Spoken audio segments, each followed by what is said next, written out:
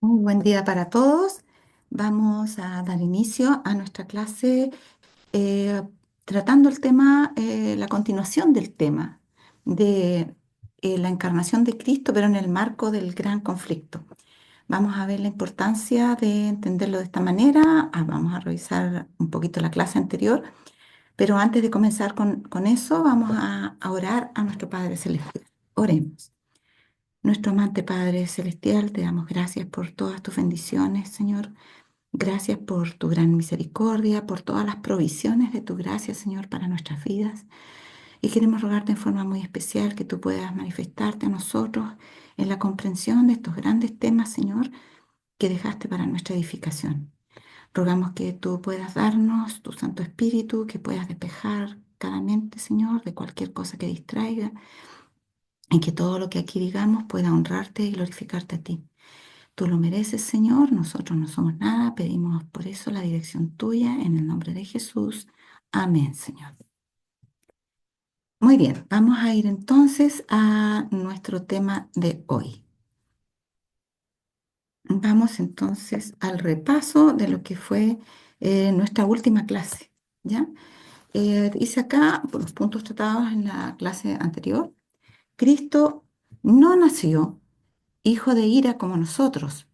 No hubo en él tendencia alguna al mal, y Satanás no halló ni un solo pensamiento o emoción que respondiese a sus tentaciones. Dice que nosotros cuando nos convertimos al Señor ya dejamos de ser hijos de ira igual que los demás. ¿Ya? En el caso de Cristo, él nació no siendo un hijo de ira. ¿Ya? Nosotros, en cambio, dice acá, nacemos con tendencias al mal y eso nos convierte en hijos de ira porque Dios odia el pecado, que sin ayuda sobrenatural no podemos vencer. Pero Cristo nos la da, esa ayuda, redimiéndonos así tanto de la ley del pecado como de la ley de la muerte. Son dos leyes que operan, ¿no es cierto?, en nosotros a partir de nuestro pecado. Nuestro problema se inició en el cielo con Lucifer, quien sobrevaloró su belleza y gloria y tuvo envidia de Cristo. En cambio, Cristo, eligió venir a este mundo sin parecer ni hermosura, en obediencia y dependencia de Dios hasta morir. Aquí vamos a ver el contraste grande, ¿no? Entre Lucifer y Cristo, porque Cristo, que en virtud de que se encontraba tan superior y glorioso, incluso en su apariencia, ¿se acuerdan que vimos esa cita? Entonces él consideraba que no tenía por qué haber una diferencia entre los derechos de Cristo y los de él, que podía él tener las mismas atribuciones. Y sin embargo, Cristo, cuando viene a esta tierra, elige venir sin parecer ni hermosura, y él se sujeta en dependencia a su Padre, cosa que Lucifer no quiso hacer cuando se envaneció en su gloria. Lucifer, dice acá el punto 4, tramó varias estratagemas contra Cristo que son las mismas que sigue usando hoy en la tierra. Pero Cristo refutó todas sus acusaciones al venir a este mundo y encarnarse para socorrer nuestra raza caída y vindicar el carácter de Dios. Entonces eso estamos viendo, las estratagemas de Satanás cuando ya se torna en rebelión contra el Señor y comienza a tratar de eh, apoderarse de las prerrogativas de Cristo y de tomar su lugar. Y él hace acusaciones teñidas de una gran falsedad contra Dios. Cristo en su encarnación va a rebatir esas acusaciones en la práctica. Pero no es el único propósito, por supuesto, por el cual viene. Viene básicamente para salvar a sus criaturas que cayeron en pecado sin tener todas las oportunidades que Satanás tuvo para no ser expulsado del cielo. Así es que Cristo, sin ser su primer propósito, digamos, combatir a Satanás, viene a este mundo para salvarnos a nosotros y vamos a ver cómo eso ocurre. Miren, aquí dice, Lucifer, ¿no es cierto? Dice el título, se envanecía en su propia gloria versus el Cristo humano. ¿Qué pasaba con Cristo? Por el contrario, no buscaba su propia gloria, buscaba la gloria del Padre, buscaba la- el, el restablecimiento de la raza humana a su condición primera en armonía con Dios. Y también así la armonía de todo el universo. Había estado cerca del gran creador y los persistentes rayos de la gloriosa luz que rodeaban al Rey Eterno habían resplandecido especialmente sobre él. Pensó en cómo los ángeles habían obedecido sus órdenes con placentera celeridad. ¿No eran sus vestiduras brillantes y hermosas? ¿Por qué había de honrar a Cristo más que a él? Entonces ahí tenemos un pequeño resumen de la cita que habíamos visto, de lo que estábamos justamente hablando, que Cristo considera como un argumento para el inicio de su rebelión el hecho de que él se comienza a comparar, se compara con Cristo y dice, ¿por qué yo tengo que tener menos atribuciones que él cuando a mí me obedecen todos tan bien y yo soy tan hermoso? ¿Ya? Ahora, vamos a ver cuando Cristo viene a esta tierra, algo que me llamó la atención porque tiene un cierto parecido con esto, para ver el contraste, ¿no? Entre Caifás, que se erige para juzgar a Cristo, así como en forma abierta, así, porque Satanás lo hizo en forma muy solapada, y el contraste de su apariencia externa. Dice acá, el contraste entre Jesús y el sumo sacerdote mientras hablaron juntos era notable. El orgulloso dignatario del templo estaba vestido con ricas y costosas vestimentas. Sobre la cabeza tenía una tiara reluciente. Su porte era majestuoso. Su cabello y su larga barba flotante estaban plateadas por los años. Su apariencia infundía terror a los espectadores. Ante este augusto personaje estaba la majestad del cielo, sin adornos ni ostentación. Entonces, mire, tomemos nota de algunas cosas importantes. Primero, este dignatario era orgulloso, Satanás también lo era. Él estaba vestido de una forma imponente, como lo estaban todos los sumos sacerdotes en representación de la majestad del cielo, de Cristo, ¿no? Tenía puestas ricas y costosas vestimentas, pero no era una gloria que le perteneciera a él, esas eran indicaciones de Dios para que representara a su creador. Ahora, él se presenta como si fuera él, ¿no es cierto?, el juez de Cristo, y dice que infunde su apariencia terror. ¿Por qué? Por la actitud. No era asunto de que viniera vestido de esa forma, sino que había también algo, otro ingrediente, que probablemente también esas mismas costosas vestimentas y todo lo demás le hacían resaltar más. Él que se sentía superior a Cristo.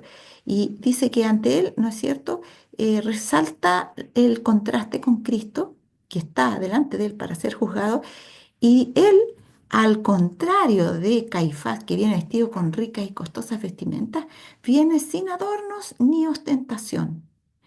En sus vestiduras había manchas del viaje, su rostro estaba pálido y expresaba una paciente tristeza. Pero allí se notaban, se notaban allí una dignidad y benevolencia que contrastaban extrañamente con el orgullo, la confianza propia y el semblante airado del sumo sacerdote. Muchos de los que oyeron las palabras y vieron los hechos de Jesús en el templo le tuvieron desde entonces por profeta de Dios. ¿No es cierto? Esto se parece un poco a lo que aparece en Apocalipsis, donde tenemos dos mujeres. La de Apocalipsis 12, una mujer sencilla, eh, de lo cual resalta la escritura que resplandecía con la luz del sol. Era una luz que ella estaba puesta sobre la luna. Ella reflejaba como la luna los rayos del sol, representando la revelación de nuestro buen Dios para con ellas y reflejándolos al mundo. Y contrasta con la mujer de Apocalipsis 17, que dice que está sentada sobre una bestia, sobre muchas aguas que representan a muchedumbres, naciones, pueblos y lenguas, y ella está adornada muy profusamente con joyas, está vestida de escarlata, con oro, perlas, piedras preciosas, pero es una mujer adúltera. Entonces pareciera ser que adrede el cielo contrasta la diferencia entre la apariencia externa con lo que hay en el interior. O sea, tiene una relación con lo que hay en el interior. Y el contraste que establece es que cuando la apariencia externa es ostentosa, eso es un reflejo de que algo anda mal en el interior y lo contrasta con la mujer pura de Apocalipsis 12, que no ostenta exteriormente nada, sin embargo refleja la luz que viene de Dios para impartirla a este mundo, al contrario de la otra que trata de deslumbrar por su propio brillo, por decirlo de alguna forma. Ahora, lo interesante es que a pesar de toda la ostentación de ese personaje, Caifás en este caso, Cristo es tenido por profeta de Dios, por su actitud, por su apariencia. Así es que los que piensan que pueden impresionar por su apariencia exterior, claramente aquí se ve que la impresión que el Espíritu de Dios puede hacer sobre las personas no tiene que ver tanto con nuestra apariencia exterior como lo que emana de nuestro interior. Y eso contrasta evidentemente también con el consejo dado a la iglesia. Les leo aquí Primera de Timoteo 2, 9 y 10. Dice, asimismo también, que las mujeres se adornen con atavío decoroso, con vergüenza y modestia, dice mi versión, no con, otras dice pudor en otras versiones, no con cabellos encrespados u oro o perlas o vestidos costosos, sino con buenas obras como corresponde a mujeres que profesan piedad. Y Primera de Pedro, hablando sobre lo mismo, eh, dice acá en el capítulo 3 de la primera epístola, versículo 3, que vuestro atavío no sea el exterior, con encrespamiento del cabello y atavío de oro, ni vestidos costosos, que era el atavío que se usaba en ese tiempo, hoy tenemos otras cosas, sino el del hombre interior, el del corazón en incorruptible ornato de espíritu humilde y apacible, lo cual es de grande estima delante de Dios. Retrata perfectamente a Pedro, acabo de terminar de leer el versículo 4 de Primera de Pedro 3, retrata a Cristo en su encuentro con Caifás. Bueno, sigamos adelante. Satanás entonces elaboró, decíamos, estratagemas para luchar contra Cristo. Y dice aquí, Lucifer, al comienzo él era inconsciente de que estaba luchando abiertamente contra Cristo. Y por eso se le dio muchas oportunidades.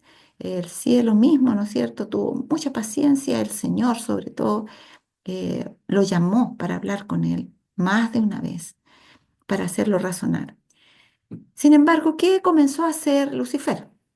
Dice aquí, recogió las ideas que él mismo había sembrado primero en la mente de otros y las presentó ante las cortes más excelsas de ángeles como los pensamientos de otras mentes contra el gobierno de Dios. Qué astucia, ¿no? Él era el que elaboraba las ideas, pero hablaba con los otros, ponía esas ideas en los labios de otros, por decirlo de alguna forma, les decía su opinión, les consultaba qué pensaban, y ellos decían, mira, en realidad pareciera que tienes razón. Luego iba y decía, mire lo que están diciendo los ángeles, están diciendo que esto y esto y esto, pero no eran los ángeles los que lo estaban diciendo, sino él estaba sugiriéndoles a ellos que pensaran de esa forma. Así introdujo Lucifer la rebelión en el cielo mediante hábiles métodos diseñados por él mismo. Esto ya más o menos lo habíamos visto, pero aquí vamos, avanzando un poco más. Su política consistía en confundir a los ángeles con argumentos sutiles acerca de los designios de Dios. La sutileza es lo que da mayor efectividad para poder persuadir a las personas. El confrontamiento directo generalmente les endurece, pero cuando los argumentos son sutiles y se procede de esta forma, entonces puede ser que las otras personas puedan ser engañadas. Todo lo sencillo lo envolvía en misterio y valiéndose de artera perversión hacían hacer dudas respecto a las declaraciones más terminantes de Jehová. Cuidado con esto porque vemos que hoy se repiten las mismas cosas. Como decía, en la sutileza está el poder. Eh, Hoy, ¿no es cierto? Se trata de decir como que, no, si yo no estoy diciendo otra cosa, yo sé que la Biblia dice eso, solamente que debemos pensar que eso no fue escrito para nuestro tiempo y así comienzan a introducirse dudas respecto de las cosas tan claras que están en las escrituras. Se ha introducido el análisis histórico crítico de las escrituras, donde la historia y el contexto, entre comillas, es el que determina qué es lo que realmente quiso Dios y entonces ahí ponemos nuestras propias sugerencias y finalmente se barre con la autoridad de la palabra de Dios. Dice aquí, Dios permitió en su sabiduría que Satanás prosiguiese su obra hasta que el espíritu de desafecto se convirtiese en activa rebeldía. Era necesario que sus planes se desarrollaran por completo para que su naturaleza y sus tendencias quedaran a la vista de todos. En otras palabras, en su sabiduría Dios dijo, esto es imposible que pueda ser desentrañado por los inocentes seres celestiales sin pecado, si no se le da a él la oportunidad de exhibir sus propuestas en forma más práctica y que vaya quedando más en evidencia lo que hay detrás y que esto es una rebelión en contra de su creador. Vamos a dejarlo avanzar un poco más. Entonces el Señor le dio tiempo a Satanás para que las multitudes del cielo, digamos, los seres celestiales, pudieran darse cuenta que verdaderamente Satanás estaba guerreando contra Dios. Ahora dice, en su encarnación Cristo desmiente las mentirosas acusaciones de Satanás. Vamos a ver las acusaciones de Satanás y cómo Cristo desmiente en la experiencia práctica al venir a este mundo y tomar nuestra naturaleza humana, cómo desmiente esas acusaciones. Primero, acusó a Dios de restringir su libertad al imponerles a quién servir de manera servil. ¿Ya? O sea, son casi literales las palabras que yo he sacado de los distintos libros donde se habla de esto. Tenemos conflicto de los siglos, historia de la redención, la verdad acerca de los ángeles, primeros escritos, patriarcas y profetas, y en múltiples lugares vamos a encontrar eh, declaraciones muy claras acerca de cómo, en qué consistió este conflicto. Y acá, en todos estos lugares, coincide en estas acusaciones, que Dios, este es sacado de Historia de la Redención, pero vamos a decir cómo él acusa a Dios de restringir su libertad. ¿Ya? Y también decía la de los ángeles, no solamente la suya, porque él se escudaba en que él velaba por los otros, no solamente por sí mismo. Dice, dijo Lucifer a los ángeles que congregó, porque los llamó y los congregó allí, que la preferencia manifestada por el Padre Jesús implicaba que la libertad de que habían disfrutado los ángeles llegaría a su fin, pues les había puesto un gobernador a quien debían tributar honor servil. ¿Ya? Entonces ahí este pensamiento está en Historia de la Redención. Yo he puesto algunos resumidos, está aquí, creo que está tal cual, pero él les dice, miren, ahora Cristo fue exaltado, el Padre convocó a todos los ángeles a una reunión y exaltó a Cristo para que quedara claro con quién era, o sea, quién era la autoridad superior después del Padre para comunicarse con el universo celestial y no era Lucifer, aun cuando él ocupaba un alto rango y tenía que ver con las cosas que Dios comunicaba, pero Dios les dice que no habla en contra de Lucifer, pero dice que, o sea, que Cristo iba a ser el más importante de todos y que debían plegarse a las órdenes que él diera, tan igual como si lo hubieran hecho si hubieran venido directamente del Padre Celestial. Entonces él acusa esta determinación de Dios como que Jesús había sido puesto como un gobernador para ellos y que eso era servilismo, que tributarle honor de esa forma, sin que se viera qué es lo que ellos pensaban, estaba muy mal. Es más o menos lo mismo que se repite hoy. El mismo espíritu de rebelión se manifiesta siempre de la misma forma. Y les dice que lo que está ocurriendo aquí es que Dios comienza a restringir su libertad. Y yo no puse algo aquí que también me parece notable, ustedes pueden analizar en esos libros, y es que eh, dice que los ángeles que antes se habían sentido dichosos y felices, cada uno en su condición, habiendo aún ángeles que tenían distintos rangos unos de otros, había perfecta armonía entre ellos y estaban contentos, pero cuando Satanás les sugiere estas ideas de que era la misma que puso en Adán y Eva, que podían ser superiores, que no tenían por qué ser sujetos a un gobernador, entonces empiezan a sentir desdicha, se empiezan a sentir como prácticamente estafados, pero en realidad ¿por qué tengo que ser dirigido? En realidad Satanás tiene razón. Yo no digo que todos los ángeles pensaron así, pero sí una gran cantidad de ángeles. Llegaron a ser casi la mitad de los ángeles. Entonces pensaban que se sentían ahora inconformes, por cuando usted le dice a alguien, le dice, usted podría, está siendo maltratado, usted podría aspirar a un lugar de mayor libertad, poder desarrollarse más como persona, pone pensamientos satánicos en las mentes de esas personas que llegan a estar descontentas con su condición, aun cuando hubieran sido felices en ella. Cuidado con eso, porque corresponde al desarrollo de la misma estrategia que Satanás usó en el cielo contra los seres celestiales. Ahora miren, ¿era Dios el que restringía su libertad? Estas palabras ofendieron a los fariseos. ¿Cómo dices tú, seréis libres? Jesús miró a esos hombres esclavos de la malicia. Estaban enojados porque Cristo les decía a todos los que estaban allí congregados que iban a conocer la verdad y esa las haría libres. Entonces Jesús miró y dice, esos hombres esclavos de la malicia. Miren el tipo de esclavitud a la que estaban ellos sometidos, cuyos pensamientos son los dirigentes religiosos que reclamaban lo que Jesús planteaba, cuyos pensamientos se concentraban en la venganza. Y contestó con tristeza, de cierto os digo, que todo aquel que hace pecado es siervo de pecado. La palabra verdadera es dulos, que significa esclavo. En el fondo está diciendo que en realidad si uno es pecador, como ellos estaban siendo en sus pensamientos y en todo lo que tenían en su ser, ellos son los verdaderos esclavos, porque el que hace pecado es siervo del pecado.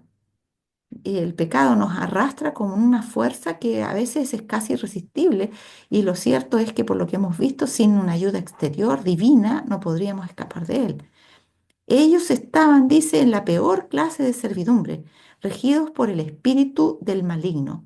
Entonces, el que verdaderamente esclaviza es Satanás y él esclavizó a estos ángeles sin que ellos se dieran cuenta, convirtiéndolos en siervos del pecado que nació en ellos a partir de las malignas sugerencias de Satanás. Dice, todo aquel que rehúsa entregarse a Dios está bajo el dominio de otro poder, no es su propio dueño. Entonces, esto es interesante porque nosotros pensamos que podemos emanciparnos y ser libres, pero nosotros somos siempre esclavos. Primero tenemos tendencias que nos esclavizan y nos llevan cautivos a cosas que nos hacen daño. Y Dios quiere libertarnos para que realmente seamos libres, pero esa forma de libertad la podemos solamente adquirir por medio de un poder exterior que nos ayude a libertarnos de esas malas tendencias que no nos permiten hacer lo que realmente nos hace bien y que nosotros quisiéramos. No somos nuestros propios dueños cuando somos esclavos del pecado. Estamos bajo el dominio de otro poder. Dice, puede hablar de libertad, pero está en la más abyecta esclavitud. No le es dado ver la belleza de la verdad, porque su mente está bajo el dominio de Satanás. Terrible esto. Y nosotros somos menos inteligentes que los ángeles que él sometió, así es que de manera aún mucho más completa y perfecta puede someternos a su dominio sin que nosotros nos demos cuenta, porque los ángeles por lo menos lo veían y sabían que las ideas venían de él, pero nosotros ahora no lo vemos y no discernimos el disfraz, ¿no es cierto?, porque viene por medio de otros hablarnos, como lo hizo en el caso de Cristo cuando le habló por medio de Pedro, ¿no es cierto? Pero Cristo discernió inmediatamente eso y le dijo, apártate de mí, Satanás, porque me eres escándalo, escándalo. Y Cristo discernió a Satanás detrás de su disfraz y vio que Pedro no estaba hablando por su propia cuenta, sino inspirado por Satanás.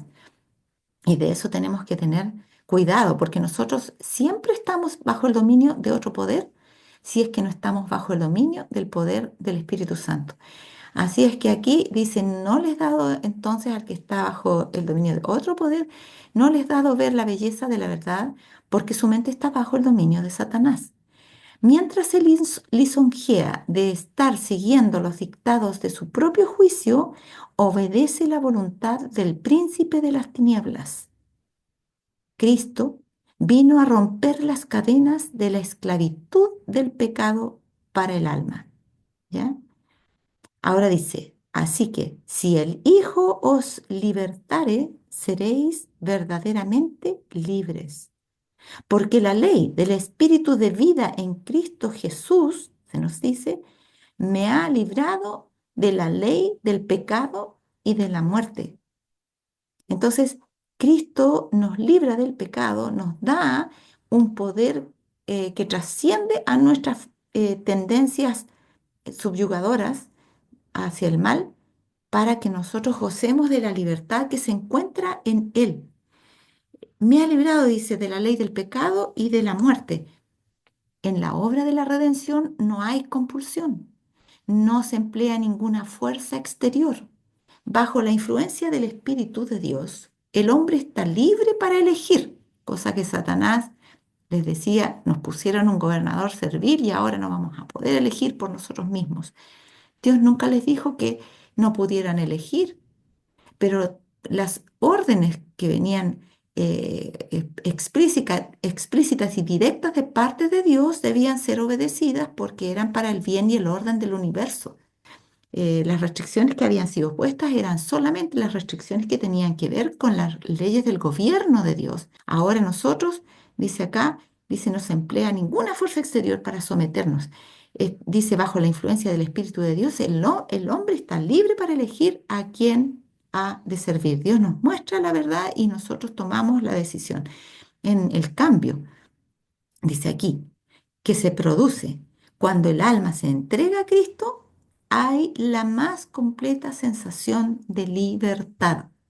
Cuando decidimos seguir a Cristo, podemos hacerlo plenamente libres. La expulsión del pecado es obra del alma misma, ¿ya? Es Cristo que nos muestra y nos capacita para que nosotros lo hagamos, no lo hace Él. La expulsión del pecado es obra del alma misma. Por cierto, no tenemos poder para librarnos a nosotros mismos del dominio de Satanás. Pero cuando deseamos ser libertados del pecado, porque Dios permite que nos demos cuenta de nuestra esclavitud, pone enemistad, ¿se acuerdan?, entre lo malo y lo bueno, y entonces anhelamos lo bueno porque nos damos cuenta de que lo otro nos hace mal, nos hace daño, no nos hace felices. Entonces deseamos ser libertados del pecado. Y entonces, ¿qué pasa? Dice, y en nuestra gran necesidad clamamos por un poder exterior, que es lo que viene como consecuencia natural de conocer al Señor y de conocer nuestra condición de esclavos del pecado. Entonces, clamamos por ese poder exterior y superior a nosotros mismos. Entonces dice, las facultades del alma quedan dotadas de la fuerza divina del Espíritu Santo. Entonces entra en nuestra vida para ayudarnos. Y obedecemos, y obedecen, dice, los dictados de la voluntad en cumplimiento de la voluntad de Dios. La única condición bajo la cual es posible la libertad del hombre es que éste llegue a ser uno con Cristo. Esa es la única condición bajo la cual es posible nuestra libertad, porque Cristo nos puede ayudar y sin su ayuda no podemos hacer nada. Separados de mí, dijo él, nada podéis hacer, pero uniéndonos con Él en la inspiración de lo que Él es, de lo que Él ha hecho y teniendo ese poder que viene de Él, entonces dice, la verdad os libertará. Y Cristo es la verdad. El pecado puede triunfar solamente debilitando la mente y destruyendo la libertad del alma. La sujeción a Dios significa la rehabilitación de uno mismo, que es importante poder entender esto. Verdaderamente nunca somos libres. Nosotros o estamos sujetos a Satanás o estamos sujetos a Dios. Y cuando pensamos que somos independientes y elegimos lo que nosotros queremos, en verdad, nosotros estamos sujetos a la ley del pecado y la muerte que fue inscrita en nuestros miembros cuando cedimos a las sugerencias de Satanás y no somos libres tampoco al pensar que somos libres siguiendo nuestras malas inclinaciones, porque nos llevan a la muerte final. Entonces, ¿quién nos trata de poner las tentaciones para que los males que tenemos dentro, inscritos y que vienen con nosotros, nuestros genes, sean despertados por los males de afuera? Satanás, él pone las tentaciones por fuera para fortalecer las tentaciones internas que son de nuestra baja naturaleza y nosotros nos volvemos aún más esclavos. Cada vez que pecamos, nos volvemos más esclavos del pecado.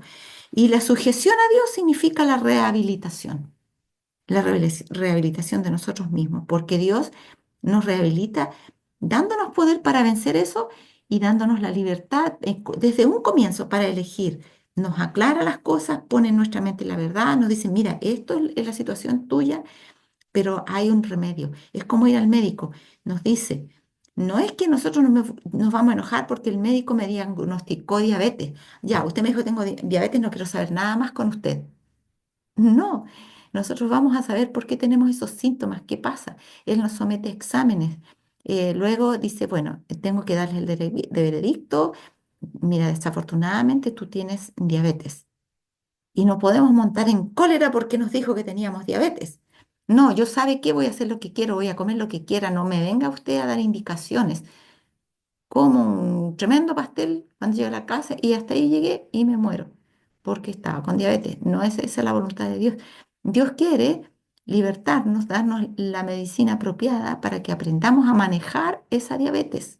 Y eso es lo que Dios hace, nos rehabilita, nos da el remedio, nos da el diagnóstico primero y no podemos rebelarnos contra ese diagnóstico y cuando lo aceptamos y vemos que el médico tiene buena voluntad para con nosotros y quiere producir finalmente un sanamiento completo del pecado, como va a ser lo que va a ocurrir cuando seamos plenamente restablecidos en nuestra condición original. Entonces, cuando nosotros comprendemos eso y nos sometemos a Dios, gozamos de la verdadera libertad y somos rehabilitados. Dice, la sujeción, dice a Dios, significa la rehabilitación de uno mismo, de la verdadera gloria y dignidad del hombre que por causa del pecado hemos perdido. Es cosa de ver a la gente que está sumida en las drogas, como ha perdido ya el pudor, la vergüenza y está a veces botada en las calles. Ustedes saben en qué condición. Ya perdieron su dignidad y su gloria, o digamos su respeto propio incluso, ¿no? Que su dignidad ya no se, ni siquiera se cuidan de su apariencia en lo más mínimo. La ley divina a la cual somos inducidos a sujetarnos es la ley de libertad, libertad del pecado. ¿Ya? Ahora, en su encarnación, Cristo desmiente las mentirosas acusaciones de Satanás. El punto 2. ¿Qué acusación hizo a Dios? Miren qué terrible. Lo acusó de no ser abnegado. Y así lo hizo, dice aquí, comillas, los falsos cargos de Satanás contra el carácter del gobierno divino aparecieron en su verdadera luz. Él había acusado a Dios de buscar tan solo su propia exaltación con las exigencias de sumisión y obediencia por parte de sus criaturas. O sea, cuando tú nos pides que seamos sumisos y obedientes y que le obedezcamos a Cristo, es porque tú te quieres exaltar a ti mismo. Estás acusando a Dios de lo mismo que estaba haciendo él. Él era el que quería exaltarse, no para poder prestar un mejor servicio a los demás y poder verdaderamente en forma abnegada atender a sus necesidades y poder poner orden en el, digamos, en el marco de sus dominios para que todos anduvieran en armonía. No, Satanás quería exaltarse para que se inclinaran ante él y para que le obedecieran irrestrictamente sin considerar los intereses de ellos. Era una exaltación egoísta. Y dice que él acusó a Dios de eso. Él había acusado a Dios de buscar tan solo su propia exaltación con las exigencias de sumisión y obediencia por parte de sus criaturas. Y había declarado que mientras el Creador exigía que todos se negasen a sí mismos, él mismo no practicaba la abnegación ni hacía sacrificio alguno.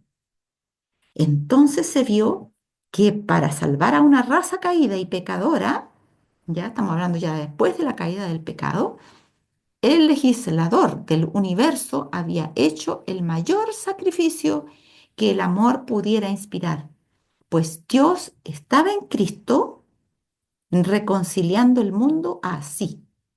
El Padre no lo dejó a Cristo solo en su ministerio en esta tierra, estaba junto con Él reconciliando al mundo. Y la segunda persona de la divinidad, unida a la humanidad, estaba desempeñando también ese papel. Y el Espíritu Santo, unido a aquellos dos, estaba obrando en las mentes de los hombres para que las sanas influencias, ¿no es cierto?, venidas de las directrices de Dios y de Cristo, pudieran encontrar eco en los corazones que estaban empedernidos y subyugados por el pecado.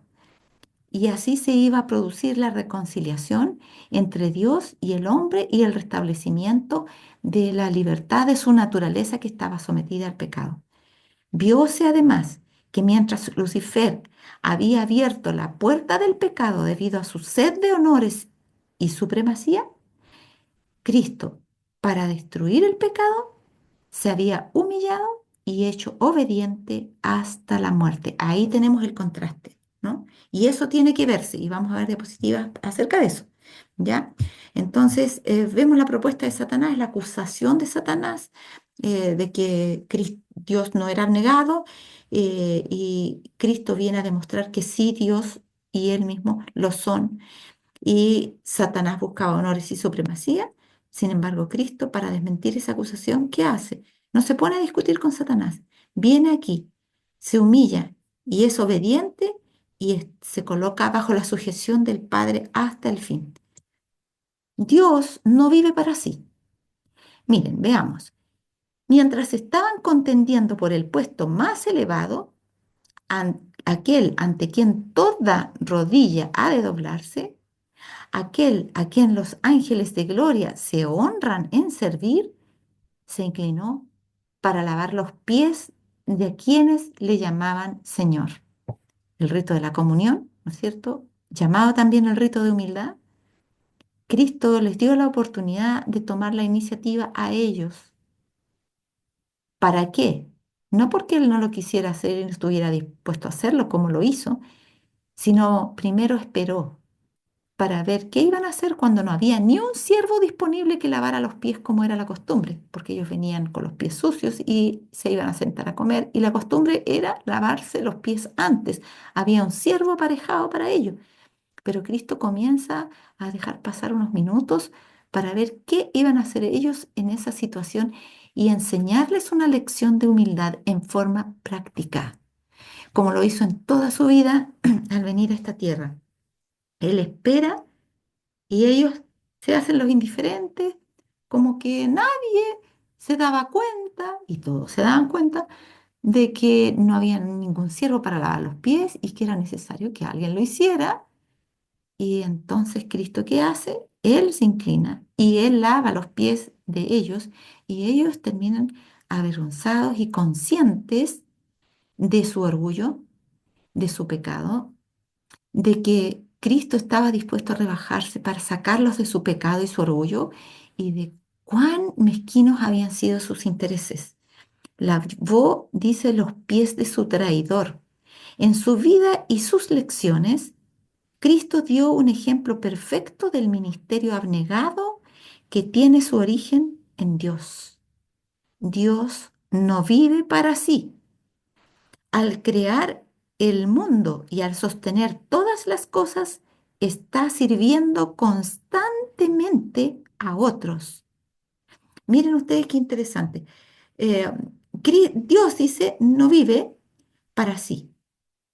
Porque podríamos pensar, ah, pues claro, pero Dios dijo que lo sirvieran a Él nomás y que lo obedecieran a Él. Pero es que Él está haciendo una tarea de servicio, lo estuvo siempre haciendo. En todo el universo Dios estaba actuando como el sustentador, aparte de ser el creador, estaba viendo el bien de sus criaturas, buscaba el bienestar y la armonía del universo y de las criaturas creadas. Dios no inventó la ley, Dios era la ley. Dios la explicitó para que sus criaturas gozaran de la misma dicha que él tenía del servicio, porque Cristo dijo, más bienaventurada cosa es dar que recibir. Dios experimentaba constantemente eso y su ley los llevaría a experimentar lo mismo. Y entonces dice que al crear el mundo y al sostener todas las cosas, Él está sirviendo constantemente a otros. Todo lo que Él pedía era para facilitar la felicidad de ellos y el servicio que Él le brindaba a todos, para que no hubiera caos ni desorden, para que nadie se levantara como una cabeza para atraer gloria sobre sí mismo. Él hace que su sol salga sobre malos y buenos y llueve sobre justos e injustos. Miren, incluso algo más quiero añadir. Cristo y Dios y el Espíritu Santo merecen ser alabados y ellos lo permiten y lo requieren. Pero también eso nos hace bien a nosotros y es necesario para sus criaturas porque pone en nosotros un espíritu de gratitud que nos mantiene sujetos a su amor y que nos da gozo. Fíjense ustedes que cuando Satanás fue expulsado finalmente del cielo y fue libre como él quería, a una de las cosas que una de las primeras cosas que lamentó y que sintió incómoda fue que ya no tenía a quién adorar. Increíble. Escuchaba los cantos de adoración en el cielo y eso que les producía tanta felicidad, la gratitud hacia su creador, ¿no es cierto? Y el sentimiento de su creador de que estaba verdaderamente haciendo felices a sus criaturas. Ya no podía vivir eso. Y entonces él buscó ser restablecido en el cielo, porque en realidad el ser agradecido nos hace bien. Y la persona que recibe el agradecimiento se siente estimulada a poder dar aún más. Dice, este ideal de ministerio que fue confiado por Dios a su Hijo, hacer bien a otros. Jesús fue dado para que estuviese a la cabeza de la humanidad, a fin de que por su ejemplo pudiese enseñar lo que significa servir. Toda su vida fue regida por una ley de servicio. Es lo que Dios siempre hizo antes de la caída de Lucifer y después de la caída de Lucifer. Antes de venir a ejecutar el plan de salvación a este mundo y cuando vino a ejecutarlo. Siempre Dios vivió para servir y aún sí vive para servir a sus criaturas. Sirvió Cristo y ministró a todos.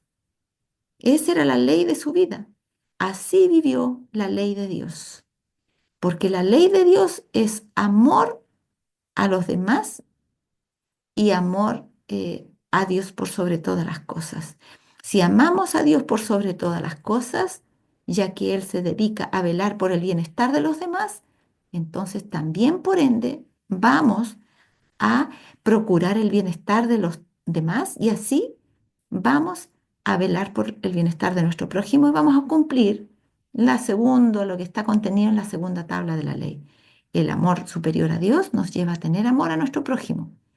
Y Cristo vino para mostrar cómo era su amor hacia nosotros. Era un amor sin barreras, sin límites, excepto los que plantea el bien, la ley de Dios. Pero todo lo que estuviera bajo ese resguardo del bien de todos, era para Cristo un deleite servir a otros. Y Él ministró a todos y así vivió la ley de Dios, que es una ley de servicio, que es una ley de amor. Amor a Dios por sobre todo y amor ahora Les dijo a otros como ustedes lo vieron ejemplificado en mi vida. Satanás lo vio ejemplificado en las órdenes que daba Dios allá en el cielo para todas sus criaturas. Nunca dio una orden arbitraria para servirse solo a sí mismo, sino que todas sus órdenes siempre fueron para hacer felices a sus criaturas. Satanás tuvo la oportunidad de ver eso, pero eligió servirse a sí mismo. Nosotros, al ver a Cristo venir a esta tierra, tuvimos y aún tenemos los que todavía no lo conocen, la oportunidad de ver a Dios sirviendo en la práctica, hecho carne, tomando la condición humilde de un hombre. Y por su ejemplo nos muestra cómo debemos nosotros obedecer esa ley de amor. Dijo, ahora yo les pido que ustedes se amen unos a otros, pero no como ustedes quieren, sino como yo los he amado. Así, de esta manera práctica, en que me vieron amarlos a ustedes, que hasta morí en una cruz por ustedes, así es necesario que ustedes se amen ahora unos a otros. No egoístamente, siendo yo el molde para amar a otros, como algunos establecen y dicen, yo no puedo amar a otros si primero no me amo a mí mismo. Eso es falso. El amor a mí mismo viene tan impregnado en nuestros caracteres que tenemos que luchar contra eso. Nosotros tenemos espíritu de supervivencia y es lo suficiente como para respetarnos y amarnos a nosotros mismos. Y Dios, si amamos a Dios, por respeto a Dios, vamos a saber cómo presentarnos delante de Él. Y eso es amor hacia nosotros también. Pero el amor a otros debe ser abnegado. El amor a otros debe estar inspirado en la ley del servicio. No necesito amarme a mí misma para amar a otros. Necesito amar a Dios para amar a otros. Ámense unos a otros, dijo Cristo, como vieron que yo los amé, así como yo los he amado. Así que saquémonos esa premisa falsa que tenemos que corresponde a un Satanás, a un Lucifer enojado con Cristo, tratando de menoscabar la ley de Dios y ponerle tintes de egoísmo. No, la ley de Dios no tiene nada de egoísmo. Y la segunda tabla de la ley, la verdadera interpretación de la segunda de la tabla de la ley es, ama a tu prójimo. No como a ti mismo, porque ese es para el o corazón orgulloso que todavía no conoce a Cristo, sino que la ley, cuando conocemos a Cristo, toma un nuevo tinte, un cambio más profundo. Ahora que me conociste a mí, ya no ames a los demás pensando que tienen los mismos derechos que tú, sino ama a los demás pensando en los derechos que tiene Dios sobre ti, porque Él vela por tu bienestar. Él es tu creador y merece ser adorado, primero porque es tu creador y segundo porque Él vela por tu bienestar. Y si no crees que vela por tu bienestar, míralo ahí en la cruz. Míralo ahí muriendo por ti. Ama a otros así como yo te he amado. Y ese es el verdadero espíritu de la ley, completo y perfecto. Sin esa ley que interpretamos nosotros y que Dios nos permitió, en cierta forma, poner un límite para que la pudiéramos entender aplicándola a nuestro corazón egoísta. No, la nueva ley que Dios pone, el mandamiento nuevo, exalta la ley al verdadero nivel que debería ser. No amar a nuestro prójimo como a nosotros, porque nosotros somos pecadores y tenemos límites para nuestro amor, sino que ama a otros así como yo te he amado a ti y yo te lo he mostrado y demostrado. Ahora, miren. Tercera acusación, Lucifer denuncia atropellos de los derechos suyos y de los ángeles. Acusa a Cristo de querer humillarlo. Aquí esta acusación tiene mucho que ver con lo que pasa en el mundo de hoy. ¿Cuánto oímos hablar de los derechos humanos? ¿Y quién habla de los derechos de Dios? Aquí en este planeta se exaltan los derechos de los seres humanos a la vez que esos derechos violan los derechos de los otros seres humanos que tienen gustos distintos. Y eso demuestra que si no hay un Dios, si no hay una ley que ponga orden, invariablemente al buscar que se respeten mis derechos, voy a violar los derechos de otros. Y Lucifer aquí anunciaba que se estaban atropellando los derechos de él y de los ángeles y acusa a Cristo de querer humillarlo. Miren la cita. aseguró a los ángeles que no soportaría más esa invasión a sus derechos y los de ellos, que Cristo había querido humillarlo y que nunca más se inclinaría ante él. Estaba determinado a hacer de sí mismo el centro de influencia. Si no podía ser la más alta autoridad del cielo, sería la más alta autoridad en rebelión contra el gobierno del cielo. Llegaría a ser cabeza para controlar y no ser controlado. Ahí está clarito, esa cita, ¿no es cierto? Está, yo la tomé de uno de todos estos libros, pero está en todas patentes. En Historia de la Redención, en Conflicto de los Siglos y la verdad acerca de los ángeles. Ahí dice esto, ¿ya? Eh, aseguró que no iba a soportar, porque está justificando lo que su egoísmo no soportaba. ¿Ya? Pero no dice que era su egoísmo, dice que era una justa defensa de sus derechos y de los de ellos. Así disfraza el egoísmo de querer exaltarse él y no estar preocupado verdaderamente, como lo decía, por los derechos de ellos. Vean nada más cómo terminaron los ángeles de Satanás. Dice que Cristo lo había querido humillar y por eso esa era la razón por la cual él no se iba a inclinar ante él, porque él servía a los ángeles igual como Cristo servía a los ángeles y por ende no tenía por qué Cristo estar por sobre él. Y no tenía por qué haber una ley, vamos a ver eso más tarde, porque ellos mismos podían gobernarse a ellos mismos. Entonces, lo que se propone él es que si no podía ser la más alta autoridad del cielo, porque ya Dios había puesto claramente a Cristo como la más alta autoridad en el cielo después de él, entonces iba a ser la más alta autoridad en rebelión contra el gobierno del cielo. Eso, por supuesto, no se los dijo esa parte a sus ángeles. Y él iba a llegar a ser la cabeza y no Cristo, iba a controlar y no iba a obedecer más órdenes porque ya no iba a ser controlado. Esa es una declaración abierta de rebelión, pero que estaba instalada en el corazón de Satanás. La parte que él les dijo fue solamente la primera parte que está en esta cita, de que él iba a velar por los derechos de ellos y que Dios no estaba tomando en cuenta los derechos de ellos y que había puesto a Cristo para que los controlara y que ellos no necesitaban un gobernador que los controlara en forma servil y que ya no se iba a inclinar más ante él y entonces ellos tampoco tenían por qué hacerlo. Eso les dijo, pero no les dijo la otra parte, que él quería ser la cabeza para controlar y no ser controlado, y que él quería ser la cabeza sobre los ángeles y que él iba a hacer que le tributaran honor servil a él y no a Dios, y que era todo al revés de como se lo estaban imaginando. Eso él no se los dijo.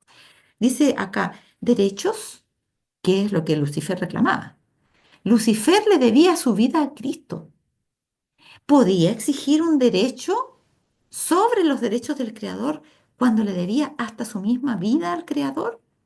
Dice aquí en Colosenses 1:15, el cual Cristo, hablando de Cristo, es la imagen del Dios invisible. Por él fueron creadas todas las cosas, las que hay en el cielo y las que hay en la tierra. Todo fue creado por él y para él. Y él es antes de todas las cosas y todas las cosas en él subsisten. Y él es la cabeza del cuerpo que es la iglesia. Miren, cuando esta cita dice que en Cristo fueron creadas, que Él es la imagen del Dios invisible, en Cristo fueron creadas las cosas todas que hay en el cielo, está dando por sentado que fue creado por Él, Lucifer, y todos los ángeles, y también en la tierra. Todo lo que está en esta tierra, animado o inanimado, incluyendo los seres humanos, fue creado por Él. Y fue creado para Él, porque Él lo hizo con ese objetivo para poder Él ser ahora el padre de servicio para su criatura y hacerlas felices, tener el privilegio y el honor para Él mismo de poder hacerlos felices. Y Él es antes de todas las cosas. Así que todas las cosas subsisten gracias a Él. Ni siquiera Satanás está vivo por sí mismo, por un poder inherente al mismo. Está vivo porque su corazón late, porque Dios le permite latir y le da el poder para que lata. Y Él es la cabeza. Si Dios muriera, por decirlo así, hasta Lucifer moriría. Entonces, ¿qué derecho iba a reclamarle a Dios? y Cristo es la cabeza de su cuerpo, que es la iglesia. ¿Y para qué es la cabeza? No para poder controlar arbitrariamente a su iglesia y servirse a sí mismo, sino para que su iglesia aprendiera la ley del amor y pudiera ser feliz, porque es la única forma de ser feliz, haciendo felices a otros. Y es la manera de ser feliz de Dios y es la única manera en que sus criaturas pueden ser felices. Miren, así dice el Salmo 100: reconoced que Jehová es Dios. Él nos hizo y no nosotros a nosotros mismos. Pueblo suyo somos. Dadle gracias, porque Jehová es bueno. Para siempre es su misericordia. Esta es la razón. Dios no tiene mala voluntad, no tiene egoísmo. Él es bueno. Él nos hizo a nosotros. Él sabía cómo nos íbamos a portar, pero dijo, no importa, aunque me signifique morir por ellos, puedo hacerlo, porque yo voy a ser feliz solamente si puedo crear a alguien a quien hacerlo feliz. Y Él quería hacernos felices y para eso nos creó, porque Él es bueno. Y Él quiere que nosotros aprendamos a ser felices de la misma manera para que haya armonía y felicidad en todo el cielo. Y su misericordia no para nunca. Él dio oportunidades a Satanás en el cielo para volverse atrás de su mal camino. Él le explicó lo que al principio él no entendía de lo que había en su propio mal corazón. Y luego el Señor le dio la oportunidad mucho tiempo para que se retractara. Y Satanás llegó a convencerse de que estaba equivocado, pero su orgullo no le permitió retractarse. Esa es y fue la verdadera razón. Pero Dios, hasta Satanás mismo, fue convencido por Dios de que Él es bueno. Hasta Satanás mismo fue convencido de eso. Y nosotros, que somos siervos de Satanás, no nos damos cuenta de que estamos sirviendo a Satanás. Creemos que no estamos sirviendo a nosotros mismos, la verdad es que estamos siendo atizados en nuestras malas pasiones que fueron inscritas gracias a las estratagemas de Satanás utilizadas en este mundo para hacernos caer y ahora para esclavizarnos cada vez más, cada vez más. ¿Y para qué? Para provocar nuestra muerte final. Se satisface su malignidad destruyendo, nunca edificando, nunca haciendo el bien, siempre haciendo el mal. En cambio, Jehová es bueno. Muy bien.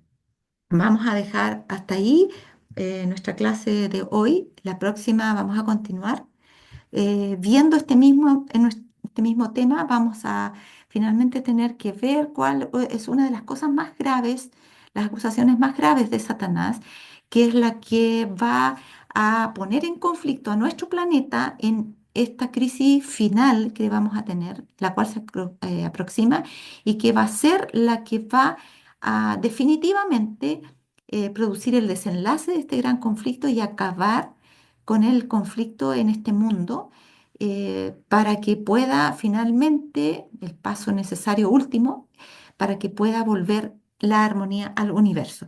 Así que tenemos que continuar con esto la clase que viene. Vamos a dejar por ahí hasta ahora y vamos a tener nuestra última oración. Oremos. Nuestro amante Padre Celestial, queremos darte gracias por tu gran amor. Gracias por tu enorme paciencia, Señor. Gracias porque sabemos que velas por nuestro bien y lo has dejado muy claro en nuestros ojos, no solamente con una autodefensa tuya en palabras, sino porque en acciones demostraste ese amor, ese infinito amor y ese carácter tan noble y tan sublime que es tu propósito también darnos a nosotros.